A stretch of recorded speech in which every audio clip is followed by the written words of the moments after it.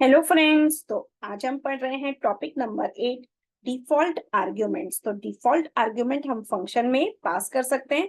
तो अगर वो फंक्शन में कोई भी आर्ग्यूमेंट पास नहीं हुआ है तो वो डिफॉल्ट डिफॉल्ट वैल्यू जो है उसको यूज करके फंक्शन एग्जीक्यूट हो जाएगा। तो हम पहले ये कॉन्सेप्ट समझते हैं। ये देखिए हमारा बालगुरु स्वामी का बुक है। तो इसमें क्या है कि हम फंक्शन को डिफॉल्ट आर्ग्यूमेंट से कॉल कर सकते हैं।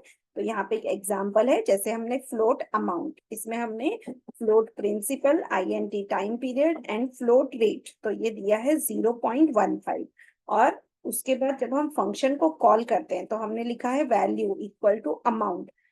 हमारा है 5000 कॉमा आईएनटी पीरियड हो गया 7 इयर्स, बट हमारा जो रेट ऑफ इंटरेस्ट है वो पास नहीं हुआ है। तो यहाँ पे ये जो डिफॉल्ट वैल्यू था रेट ऑफ इंटरेस्ट का, दैट इज 0.15, तो वो यूज हो जाएगा।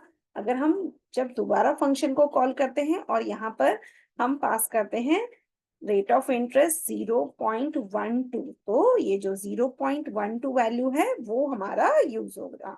तो अब हम एक प्रोग्राम से इसको समझ लेते हैं। आपको ऑनलाइन जीडीबी कंपाइलर यूज करके मैं आपको एक्सप्लेन कर देती हूँ। सबसे पहले हमने लिखा है hash include iostream.h using name space std int main float amount। फिर हमने एक फंक्शन लिया फ्लोट वैल्यू, इसमें float p int n and float r equal to 0.15, तो ये हमने रेट ऑफ इंटरेस्ट ले लिया। अब हम दूसरा फंक्शन यूज कर रहे हैं वॉइड प्रिंट लाइन। इसमें हम एक कैरेक्टर प्रिंट करेंगे एस्ट्रिक और उसका लेंथ होगा 40।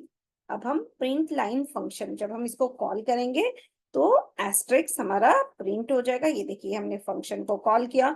अब हम वैल्यू इस फंक्शन को कॉल करेंगे, तब हमने वैल्यू पास किया है 5000 is principal and in number of years हमारा n हो गया 5। पर फ्लोट का वैल्यू फ्लोट r, इसका वैल्यू बाय डिफॉल्ट 0.15 है, तो यहाँ पर वो यूज होगा।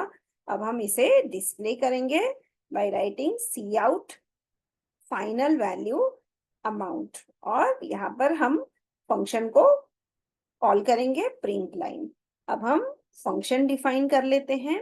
ये देखिए हमने लिया है float value float p int n float r, और हम ये जो सिंपल इंटरेस्ट का जो फॉर्मूला है वो यहाँ पे रिटर्न करेंगे सम में। अब हम लेते हैं print line character ch int length, और हम लिखेंगे for int I equal to 1 I less than length that is 40 I plus plus, और ये हमारा जो कैरेक्टर है वो डिस्प्ले हो जाएगा।